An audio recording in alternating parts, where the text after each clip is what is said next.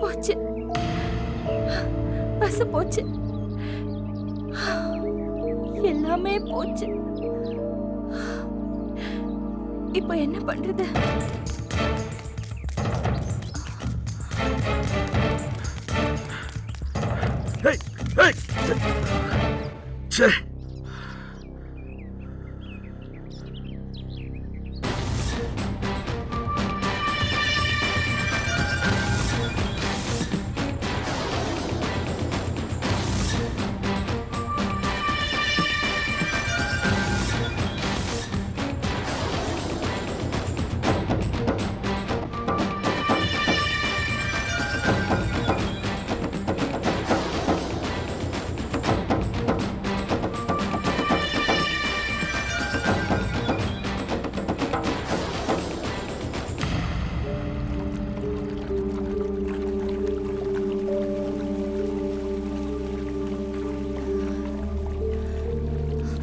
அப்பா உங்களை பத்தி அப்பப்போ குறை சொல்லிக்கிட்டே இருப்பாரு. ஆனா நான் தான் உங்களுக்காக வக்காலத்து வாங்குவேன். ஏன் தெரியுமா? நீங்க எவ்வளவுதான் குறை உள்ள ஆளா இருந்தாலும் எங்க குடும்பத்து மேல நீங்க வச்சிருக்கிற பிரியம் உண்மைன்னு நம்பினேன். ஆனா அதெல்லாம் போயிடேன்னு சொல்லாம நிரூபிச்சு காட்டிட்டீங்க. சரோ, இப்பவும் உங்க குடும்பத்து மேல வச்சிருக்க பாசத்தை தயவு செஞ்சு சந்தேகப்படாத. நான் என்னைக்காச்சும் ஒரு நாள் உங்களை எல்லாம் பார்க்காமலோ பேசாமலோ இருந்திருக்கேனா? உங்களை எல்லாம் விட்டா எனக்கு வேற யார் சரோ இருக்கா? நீங்க எல்லாம் இல்லைன்னா நான் அனாதை சரோ. பேசாதீங்க மாமா, பேசாதீங்க. இந்த குடும்பத்தோட மருமகன்னு சொல்லி இந்த வீட்டோட ஆண் வாரிசு மாதிரி அப்பா உங்களை நினைச்சிட்டு இருந்தாரு. நல்லவர் மாதிரி பேசி கல்யாண காரியத்தை எல்லாம் யோகிய மாதிரி செஞ்சுட்டு இப்படி குழி வெட்டுற காரியத்துல இறங்கிருக்கீங்களே. எங்க மேல உண்மையான பாசம் இருக்கிற ஆள் செய்யற வேலையா இது? நெஞ்சு தொட்டு சொல்லுங்க.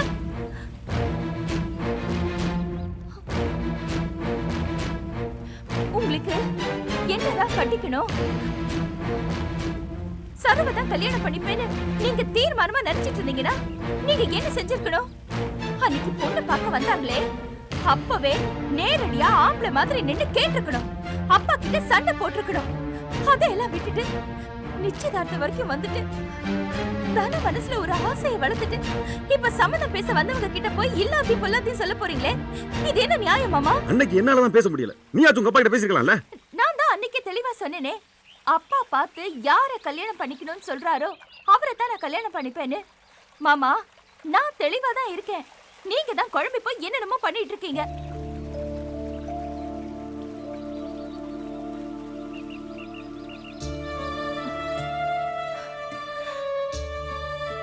மாமா, எனக்கு உங்க மேல காதலோ தனிப்பட்ட இன்ட்ரெஸ்டோ கிடையாது. உங்க மேலயும் கிடையாது, இப்ப கட்டிக்க போறவர் மேலயும் கிடையாது.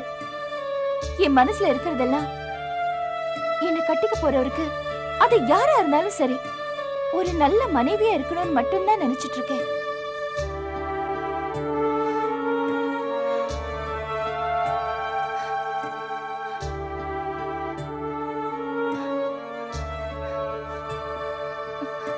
இந்த கொஞ்ச நாள்லயே தானே உங்க மேல உயிரையே வச்சிருக்கா. மாமாக்கு இது பிடிக்குமா அது பிடிக்குமா, மாமாவோட மனசு நிறைஞ்ச மாதிரி எப்படி நடந்துக்கணும்னு இப்படி எப்ப பார்த்தாலும் அவ உங்க பேச்சதான் பேசிட்டு இருக்கா. நீங்க எங்களுக்கு தாய் மாமன், உங்க அக்கா பெத்து போட்ட பிள்ளைங்க நாங்க. உங்களுக்கு எங்க எல்லார் மேலயும் பாசம் இருக்கணும். அப்படி இருக்கணும்னு தான் நான் ஆசைப்படுறேன். ஆனா உங்க எண்ணம் எல்லாம் சம்பந்திக்காரங்க கிட்ட போய் தகராறு பண்ணி இந்த நிச்சயதார்த்தத்தை நிறுத்தணும். இந்த ஊர் முழுக்க என் பேரை சொல்லி வம்பு பேசணும். உங்களையே நினைச்சிட்டு இருக்கிற தனத்தோட மனசு உடைஞ்சு போகணும். இதெல்லாம் பார்த்து அப்பாவும் தங்கச்சிங்களும் கதறி கதறி அழணும். சரிதானே? என்ன சொல்லு இப்படி எல்லாம் பேசுற? மாமா, இந்த பஸ் கிளம்பி போச்சுன்னா என்ன, அடுத்த பஸ் இருக்கு. இல்ல டாக்ஸியாவது பிடிச்சு நீங்க நினைச்ச காரியத்தை செஞ்சிடுங்க. உங்களுக்கு இதுலதான் சந்தோஷம்னா தாராளமா இந்த காரியத்தை பண்ணிடுங்க. என்ன சரோ, உன் மாமனை பத்தி அவனுக்கு நல்லா தெரியும். அவன் ஒரு அவசரக்காரன், முட்டாள். அதனாலதான் ஏதோ தெரியாம இப்படி ஒரு காரியம் பண்ண துணிஞ்சிட்டேன். சரோ, அழாத சரோ. சரி, நடந்த எல்லா விஷயத்தையும் நீ மறந்து, நானும் மறந்துடுறேன். நான் சந்தோஷமா தனத்தை கட்டிக்கிறேன். என் அக்கா பொண்ணுக்கு அழுத என்னால தாங்க முடியாது சார். மன்னிச்சிரு, அழாத. சாமி மேல, எங்க அக்கா, உங்க அம்மா மேல சத்தியமா சொல்றேன், நான் தனத்தை கல்யாணம் பண்ணிக்கிட்டு சந்தோஷமா வச்சுப்பேன்.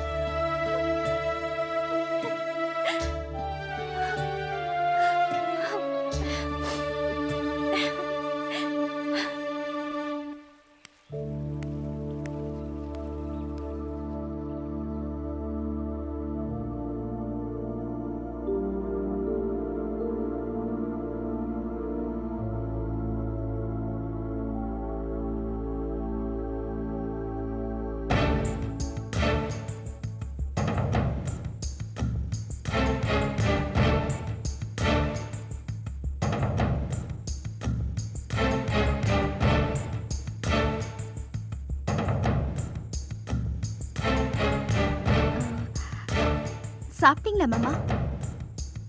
இல்ல. ஏன் ஒரு மாதிரியா இருக்கீங்க? இல்ல, அதெல்லாம் ஒண்ணும் இல்ல. சாப்பிட ஏதாவது வச்சிருக்கியா? வாங்க மாமா, உட்காருங்க.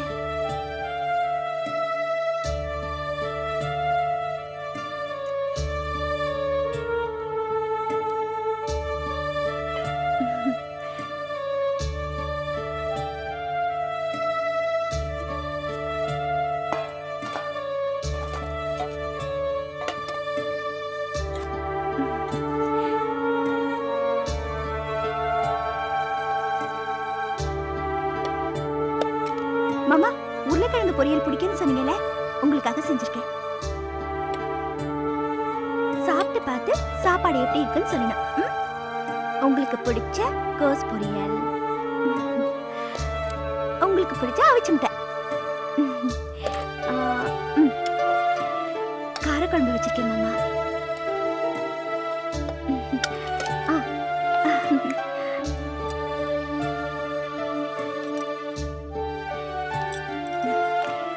சாப்பிடுங்க மாமா. என்ன மாமா என்னைய பார்த்துட்டு இருக்கீங்க? சாப்பிடுங்க. சாப்பிட்டு பார்த்து எப்படி இருக்குன்னு சொல்லுங்க.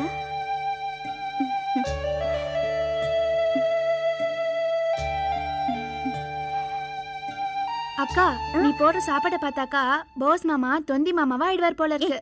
சும்மா ரெடி, கண்ணு வைக்காத. நீங்க சாப்பிடுங்க மாமா. அது சரி, எல்லாம் கொண்டு வந்து வச்சியே, மாமாக்கு பிடிச்ச அப்பளம் கொண்டு வந்து வச்சியா? ஆமா மாமா, அரை செகண்ட்ல ரெடி பண்ணிடுறேன் மாமா, கொஞ்சம் இருங்க. ஏய் வாடி.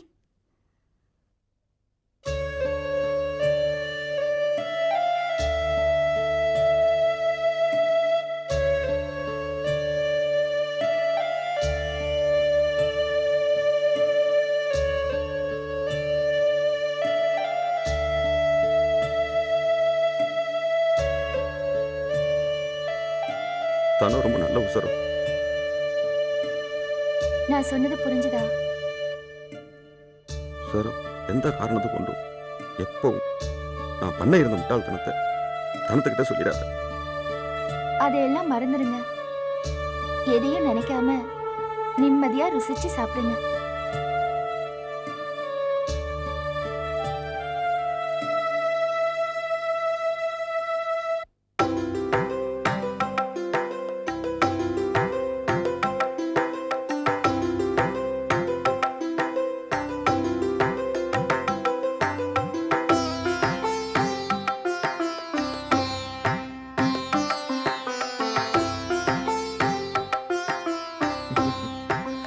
என்ன சார், பேச வேண்டியதெல்லாம் பேசி முடிச்சாச்சுல்ல?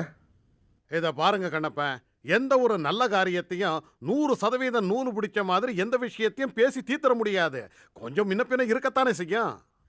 ஏக்கா, இந்த மாதிரி சமயத்துல பேசுறதுக்குனே ஒரு தனி டோன், ஒரு தனி மாடுலேஷன் இருக்கும் போல இருக்கு. ஏய், சும்மா ரெடி. ஏய், இங்க பாருடி வெக்கத்தை, எதுக்கு எடுத்தாலும் டிபிக்கல் பொண்ணு மாதிரி சும்மாரி சும்மாரின்னு சொல்லிக்கிட்டு. சும்மாரி கேட்க போகுது. ஏய் சரோ, அன்னைக்கு இதே மாப்பிளைய நல்லா பாத்துக்கோன்னு நீ என்கிட்ட சொன்ன. இப்ப அதே வார்த்தையை நான் உனக்கு சொல்றேன். மாப்பிளைய நல்லா பாத்துக்கோ. ஏங்கா, இதுல எந்த குழப்பமும் வராதே. பாரு, குழப்பம் வந்தா என்ன, அதுக்கு தான் நான் ரெடியா இருக்கல. சரி சரி சரி, எப்படியோ சபை களை கட்டிடுச்சு. என்னடி சொல்ற? மாப்பிள்ளையோட தம்பி வந்திருக்காருல்ல? ஆமா ஆமா. அப்புறம் என்னப்பா சிவசாமி, தேதியை குறிச்சிடலாம்ல? ஆமாமா, எதுக்கு தேவையில்லாம நேரத்தை இழுக்கணும்? இல்ல, ஏதோ முன்ன பின்ன இருக்குன்னு வருத்தப்பட்டதா கேள்விப்பட்டேன். அதான். மாணிக்கத்தோட அம்மாவுக்கு லேசுல திருப்தி அடையிற மனசு கிடையாது. இன்னொரு 2 பவுனு, கல்யாணத்துக்கு ஒரு 2-3 ஆயிரம், இப்படி முணுமுணுத்துக்கிட்டே தான் இருப்பாங்க. அதெல்லாம் நான் பார்த்து சரி பண்ணிக்கிறேன். அதுக்கு இல்லப்பா, தேதி குறிச்சதுக்கு அப்புறம் அதுல சொத்த இதுல சொத்தன்னு சொல்லிட்டு இருந்தா நல்லா இருக்காது இல்ல? அதெல்லாம் விடுங்க, நான் தான் சொல்லிட்டேன்ல, இனிமே அந்த அம்மா எதுவும் பேச மாட்டாங்க. நாம தேதியை குறிச்சிருவோம். கல்யாணத்துக்கு அப்புறம் அவங்க ஒரே குடும்பமா போயிடுவாங்க, நாம தான் 3வது மனுஷன் ஆயிருவோம். ஏம்மா, தேதியை முடிவு பண்ணிடலாம்ல? நீங்க பார்த்து எது செஞ்சாலும் சரிதாங்க. வர 23ஆம் தேதி முகூர்த்தம் ரொம்ப நல்லா இருக்குன்னு ஐயர் குறிச்சு கொடுத்துருக்காரு. அன்னைக்கே 2 கல்யாணத்தை வச்சிடலாம். என்னப்பா சொல்ற சிவசாமி? சரிதான், வர்ற 23ஆம் தேதி 2 கல்யாணத்தையும் வச்சிடலாம். என்னது, 2 கல்யாணத்தையும் ஒரே நாள்ல முடிக்கிறீங்களா? ஆமாங்க, என் முத பொண்ணுக்கும் 2வது பொண்ணுக்கும் ஒன்னா கல்யாணம் பண்றதா முடிவு பண்ணிருக்கேன். இந்த பாருங்க, 2 கல்யாணத்தையும் ஒரே நேரத்துல வைக்கிறது அவ்வளவு நல்லதுன்னு சொல்லுவாங்க. இது பாருங்க, இப்படி ஏதாவது கலப்பி விடுறதுக்குன்னு ஒவ்வொரு இடத்துலயும் யாராவது ஒருத்தர் இருப்பாங்க. அப்படியெல்லாம் ஒண்ணு இல்லம்மா, நாங்க 1க்கு 4 பெரியவங்களை கேட்டு பார்த்து தான் பேசுறோம். புரியுதா? நானும் வயசுல பெரியவதான், எனக்கு தெரிஞ்சதை தான் சொன்னேன். என்னம்மா புதுசு புதுசா பேசுறீங்களா, எனக்கு தெரியாத மாதிரி. இத பாருமா, இந்த 2 கல்யாணத்தையும் சேர்த்து நடத்துறது தான் நல்லது. இல்லன்னா பிரச்சனை வரும்னு ஜாதகத்திலேயே இருக்கு. காரணம் இல்லாம நாங்க எதுவும் பண்ணல. புரியுதுங்களா? அப்படியா விஷயம்? இப்படி விவரமா சொன்னா தானே புரியும். சரி சரி, உங்க உசிதம் போல செய்யுங்க. அப்புறம் என்ன சார், அம்மாவே சொல்லிட்டாங்க, தாம்பூலத்தை மாத்துங்க. சிவசாமி இந்தாங்க, இது சாமி முன்னாடி வச்சு கும்பிட்டு கொண்டாங்க. சந்தோஷம். வர்ற 23ஆம் தேதி கல்யாணம். நல்லதுங்க.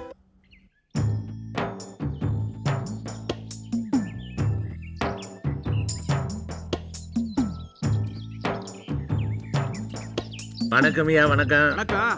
என்ன சிதம்பரம், ஆளையே பார்க்க முடியல? அது என் பொண்ணுங்க 2 பேருக்கும் கல்யாணம் நிச்சயம் பண்ணிருக்கிறேன். சந்தோஷமான சமாச்சாரம் ஆமா, தான். ஆமா. இத போய் சாதாரணமா சொல்றீங்க? சொல்லுங்க. சரி, உங்க மனையை விற்கிறது சம்பந்தமா சொல்லியிருந்தீங்கல்ல? ஆமா, நானும் 4-5 மாசமா முயற்சி பண்ணிக்கிட்டு இருக்கேன். ஒருத்தரும் படிய மாட்டேங்கிறான். 5 கிரவுண்ட் வேற, ரொக்கம் வேற கேட்குறோமா, பார்க்குறவெல்லாம் அப்புறம் பார்க்கலான்னு சொல்லிட்டு போயிடுறான். சிதம்பரம், நீங்க ஏதோ பார்க்குறேன்னு சொன்னீங்களே, என்னாச்சு? ரொம்ப சிரமப்பட்டு ஒரு பார்ட்டியை பிடிச்சிருக்கிறேன். ஒத்துக்கிட்டானா? ஒத்துக்குவானா? மிரண்டான். எனக்கு எதுக்கே 5 கிரவுண்டுன்னு ஓடினா பிடிச்சி நிறுத்தினேன். இந்த பாரு மலைச்சிராத, நில விலையெல்லாம் ஏறிட்டு கிடக்குது. நீ பேங்க்ல போட்டு சம்பாதிக்கிறத விட நாளைக்கு இந்த நிலத்தை விற்றினா நிறைய சம்பாதிக்கலாம்னு சொல்லி மசிய வச்சிருக்கிறேன். ரொக்கம் சிங்கிள் பேமெண்ட் சொல்லிட்டீங்களா? சொன்னேன், முதல்ல ஒத்துக்கல. ரொம்ப சிரமப்பட்டு ஒத்துக்க வச்சிருக்கிறேன். உங்க சாமர்த்தியம் யாருக்கு வரும்? அதான் ஊர் பையெல்லாம் உங்க பின்னாடி அலையிறான். ஆமா சிதம்பரம், பார்ட்டி யாரு? பேர் வெங்கட்ராமன், ரிட்டையர்டு பேங்க் ஆஃபீஸர். ஆமா. இந்த சரவணங்கால் இருக்குதுல்ல, ஆமா அது பக்கத்துல பஸ் ஸ்டாப் இருக்குதா, ஆமா. அது பின்னால் இருக்கிற வீடு தான். பேரு ராமபவனம். ரொம்ப ரொம்ப சந்தோஷம் சிதம்பரம். பொண்ணுங்க கல்யாணம் வச்சிருக்கிறேன். அதான் சொல்லிட்டீர. கல்யாணம் பண்றதுல உள்ள கஷ்டம் உங்களுக்கு தெரியும். உங்களை மாதிரி பெரிய மனுஷங்களாம் மனசு வச்சாதான் நடக்கும். நேரடியா என்ன வேணும்னு சொல்லுங்க. அதாவது இந்த டிரான்சாக்ஷனுக்கு உண்டான கமிஷன் கொடுக்கறதுல கொஞ்சம் தாராளமாக இருக்கணும். வழக்கமாக 1, 1.5 இழுப்பாங்க. ஆனால் அதில் நீங்கள் குறைஞ்சது 2% கொடுக்கணும். அவ்வளவு சிரமப்பட்டிருக்கிறதுல. அப்படியா? அதுவும் தவிர இதில் ஃபார்மாலிட்டிஸ் எல்லாம் ஜாஸ்தி. டாக்குமெண்ட்ஸ் ரெஜிஸ்டர் ஆகிற வரைக்கும் உங்க கூடவே இருந்து பூரா முடிச்சு கொடுத்துருவேன். அது சரி, அதுக்கு என்ன? ஒன்று செய்யுங்க, நீங்க நாளைக்கு என்ன வந்து பாருங்க. சரி, என்னால் முடிஞ்சது நான் செய்கிறேன். ஆட் பாரு, பார்த்துங்களா? வா.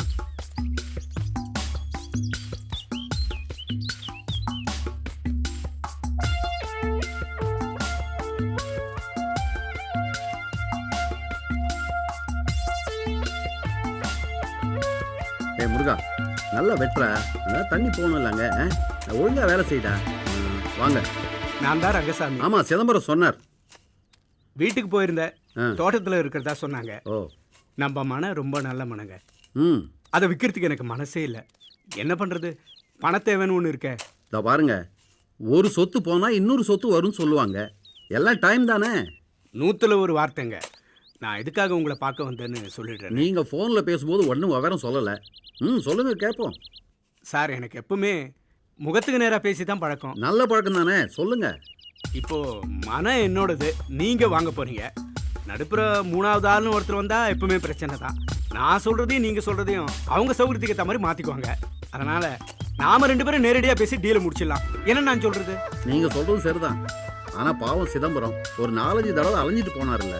கமிஷனுக்காக எவ்வளவு வேணா அலைவாங்க. ஆனா நம்ம எவ்வளவு கொடுத்தாலும் திருப்திப்பட மாட்டாங்க. என்கிட்ட வந்தாரு, பர்சன்டேஜ் போட்டு கொடுங்கன்னு கேட்டாரு. நாம லட்சக்கணக்கில் சொத்தை விற்கிறோம், பர்சன்டேஜ்னு கொடுத்தா எவ்வளோன்னு சார் கொடுக்குறது? என்கிட்ட 4-5 முறை வந்து அலைஞ்சாரு. நீங்க ஏதாவது 100-200 போட்டு கொடுங்க, நானும் ஏதாவது போட்டு கொடுக்குறேன். 100-200 கொடுத்தா அவரை கட் பண்ணிடலாம். சரி, சிதம்பரம் இங்க வந்தாருன்னா உங்க வீட்டுக்கு அனுப்புறேன். நானும் அவருக்கு ஏதாவது கொடுத்து அனுப்பிச்சிடுறேன். அப்புறம் வர வெள்ளிக்கிழமை நல்ல நாள், அன்னைக்கே விலை விவரம் எல்லாத்தையும் பேசி முடிச்சிடலாம். நானே உங்க வீட்டுக்கு வரேனே. சரி வாங்க. அப்போ நான் வரட்டுங்களா?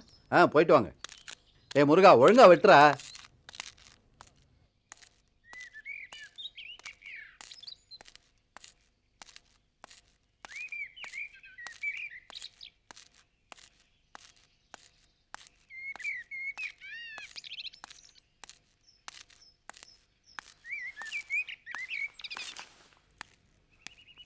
வணக்கம். வணக்கம் வணக்கம். வாங்க இருக்கு. எடப்பாடுறீங்களா? ஆமா. நீங்க அந்த வெங்கட்ராமன் சாரை பார்த்து பேசுனீங்களா? பேசிட்டேன். நாம 2 பேரும் ஒரு நல்ல நாளா பார்த்து பேசி முடிவு பண்ணுவோம்னு சொல்லியிருக்காரு. அப்படியா? சந்தோஷம். நான் அவருக்கு ஃபோன் பண்ணேன், உங்களை பார்க்க சொல்லிவிட்டு ஃபோனை கட் பண்ணிட்டாரு.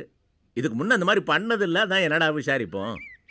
ஒன்றும் இல்லை சிதம்பரம், அவர் என்ன நினைக்கிறாருன்னா சொத்தை விற்க போகிறது நீங்கள், வாங்க போகிறது நான். நடுப்புற அவர் எதுக்கு நினைக்கிறாரு என்னவோ, அதை எப்படி உங்ககிட்ட சொல்கிறதுன்னு தயங்குறாருன்னு நினைக்கிறேன்.